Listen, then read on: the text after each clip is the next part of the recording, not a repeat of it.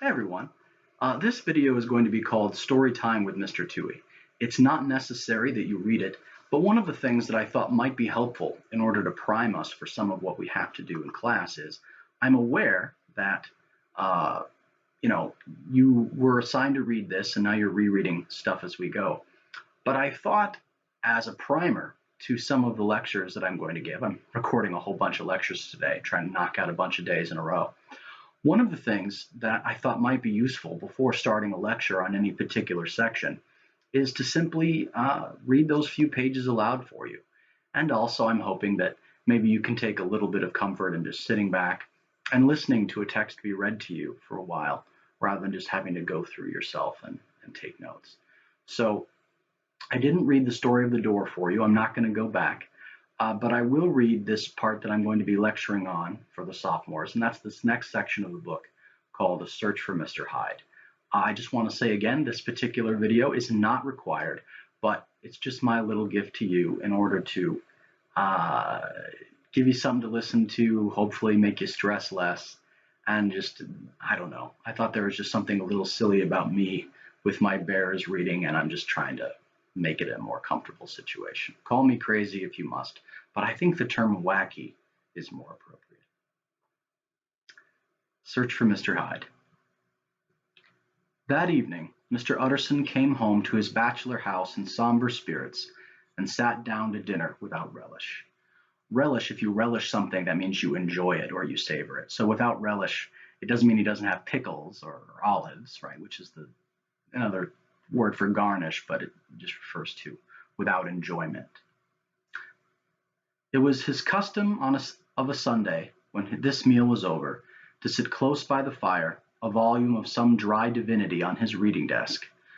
Divinity refers to someone who has a degree in divinity, so a theologian or a clergyman. A volume of some dry divinity on his reading desk, until the clock of the neighboring church ran out the hour of 12, when he would go soberly and gratefully to bed. On this night, however, as soon as the cloth was taken away, he took up a candle and went into his business room. There he opened his safe, took from the most privileged part of it a document endorsed on the envelope as Dr. Jekyll's will, and sat down with a clouded brow to study its contents. Just real quick, with the cloth taken away, this is establishing what socioeconomic class Mr. Utterson is. That means the tablecloth was taken away. So he's not just having dinner by himself. He's having a dinner that was served to him by a servant. So when his meal was done, his plates were taken away and the tablecloth was taken away. So that's just a way of saying when the meal was over. But it's also helping us to understand that here's someone who is wealthy enough to have a servant uh, do his table for him. Also, clouded brow, clouded meaning dark, countenance, focused, serious. This is a clouded brow. The will was a holograph. A holograph means that it was written by the person themselves. So Mr. Utterson did not write Dr. Jekyll's will for him. A holograph is written by Dr. Jekyll himself. The will was holograph, for Mr. Utterson, though he took charge of it now that it was made, had refused to lend the least assistance in the making of it, provided not only that, in the case of the decease of Henry Jekyll, M.D., D.C.L., LL.D., F.R.S., etc. Okay. So all of those are acronyms for the title of Dr. Henry Jekyll. We automatically assume when we hear doctor that we're referring to a medical doctor. But if you listen to all of those different letters, they all mean different things. MD refers to medical doctor. DCL refers to doctor of civil laws, so that would mean he has a doctorate in lawyery. He also has doctor of laws, so that's what the LLD refers to. So he's also a doctor of regular laws, and he also has this FRS, and I actually didn't know what that meant. It means Fellowship of the Royal Society, so it means he's been honored as a member of the greater community of the scientists in Great Britain. So if you're a member of the Royal Society, that means that you are a person of some kind of academic or professional great standing. So basically, he's both a doctor and a lawyer, and he's also a fellowship of the Royal Scientific Society. So in case of the decease of Henry Jekyll, MD, etc., all his possessions were to pass into the hands of his, quote, friend and benefactor, Edward Hyde. But that in the case of Dr. Jekyll's disappearance or unexplained absence for any period exceeding 3 calendar months, the said Edward Hyde should step into the said Henry Jekyll's shoes without further delay, and free from any burthen or obligation beyond the payment of a few small sums to the members of the doctor's household. This document had long been the lawyer's eyesore. Eyesore means something that's painful to look at. So if you have like a really ugly house in a nice neighborhood, that's called an eyesore. It offended him both as a lawyer and as a lover of the sane and customary sides of life, to whom the fanciful was immodest. And hitherto, it was his ignorance of Mr. Hyde that had swelled his indignation. Now, by a sudden turn, it was his knowledge. It was already bad enough when the name was but a name of which he could learn no more. It was worse when it began to be clothed upon with detestable attributes. To detest means to despise. With detestable attributes, and out of the shifting, insubstantial mists that had long so confused his eye, there leapt up the sudden, definite presentiment of a fiend. Presentiment means the idea that you have ahead of time. I thought it was madness, he said, as he replaced the obnoxious paper in the safe. And now I begin to fear it is disgrace. With that he blew out the candle, put on a greatcoat, that's like a housecoat, and set forth into, a greatcoat. That means an overcoat, not a housecoat. And set forth in the direction of Cavendish Square, the citadel of medicine, where his friend, the great Dr. Lanyon, had his house and received his crowding patients. If anyone knows, it will be Dr. Lanyon, he had thought. The solemn butler knew and welcomed him. He was subjected to no stage of delay, but ushered direct from the door to the dining room, where Dr. Lanyon sat alone over his wine. This was a hearty, healthy, dapper, red-faced gentleman, with a shock of hair prematurely white, and a boisterous and decided manner. At sight of Mr. Utterson, he sprang up from his chair and welcomed him with both hands. The geniality, as was the way of the man, was somewhat theatrical to the eye, but it reposed on genuine feeling. For these two were old friends, old mates, both at school and college, both thorough respecters of themselves and of each other, and what does not always follow, men who thoroughly enjoyed each other's company. After a little rambling talk, the lawyer led up to the subject which so disagreeably preoccupied his mind. I suppose, Lanyon, said he, you and I must be the two oldest friends that Henry Jekyll has. I wish the friends were younger, chuckled Dr. Lanyon, but I suppose we are. And what of that? I see little of him now. Indeed, said Utterson. I thought you had a bond of common interest. In this case, thought he would spend more time together due to the fact that they're both medical doctors and scientists. We had, was the reply, but it was more than 10 years since Henry Jekyll became too fanciful for me.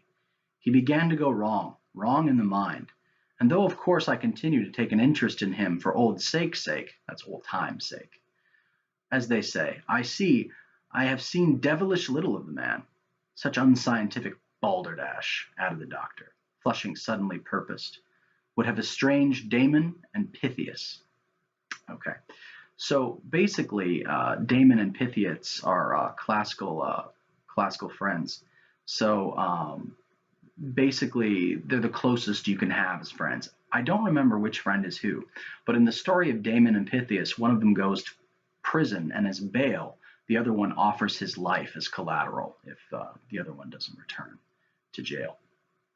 So basically what he's saying is such unscientific balderdash, whatever Henry Jekyll is up to, such, totally crazy ideas like trying to cure cancer by eating ants or something like that, that's the kind of thing that will estrange anyone, regardless of how close they are maybe as friends.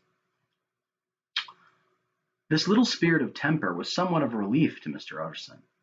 They have only differed on some point of science, he thought, and being a man of no scientific passions, except in the matter of conveyancing, he even added, it is nothing worse than that.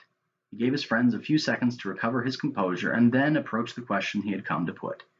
Did you ever come across a protege of his, one Hyde? He asked. Hyde, repeated Lanyon. No, never heard of him, since my time. That was the amount of the information that the lawyer carried back with him to the great dark bed, on which he tossed to and fro until the small hours of the morning began to grow large. It was a night of little ease to his toiling mind, toiling in the mere darkness and besieged by questions.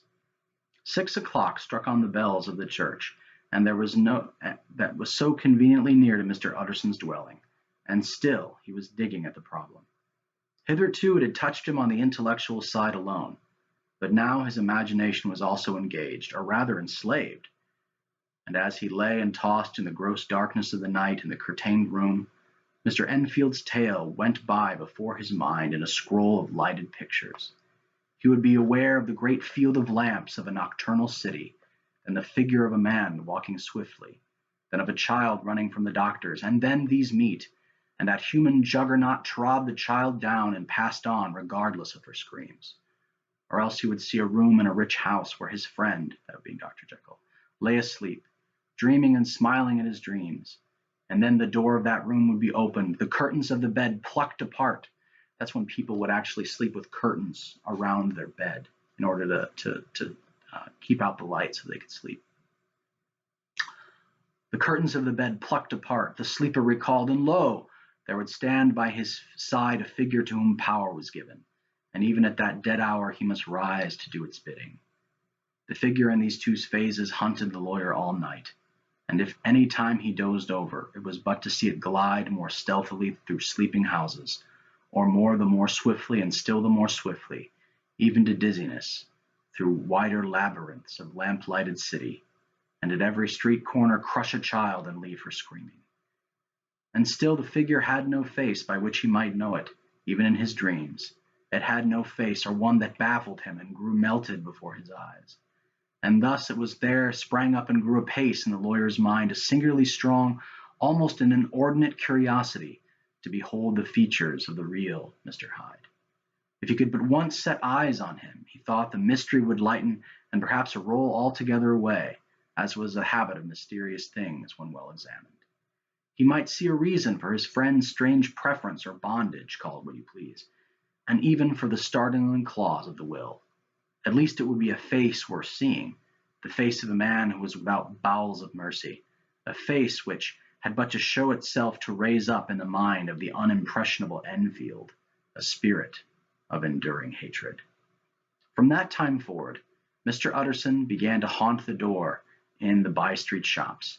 In the morning before office hours, at noon when business was plenty and time scarce, at night under the face of the fogged city moon, by all lights and at all lights hours of solitude or concourse, the lawyer was to be found on his chosen post. If he be Mr. Hyde, he had thought, I shall be Mr. Seek. And at last his patience was rewarded. It was a fine dry night, frost in the air, the streets as clean as a ballroom floor, the lamps unshaken by any wind, drawing a regular pattern of light and shadow. By 10 o'clock, when the shops were closed, the by-street was very solitary and, in spite of the low growl of London from all around, very silent. So I just realized I'm about 13:30 in this video, so I'm going to pause here and then I will continue reading because with the way YouTube uploads work, I can't upload videos longer than 15 minutes. So sorry to interrupt, guys.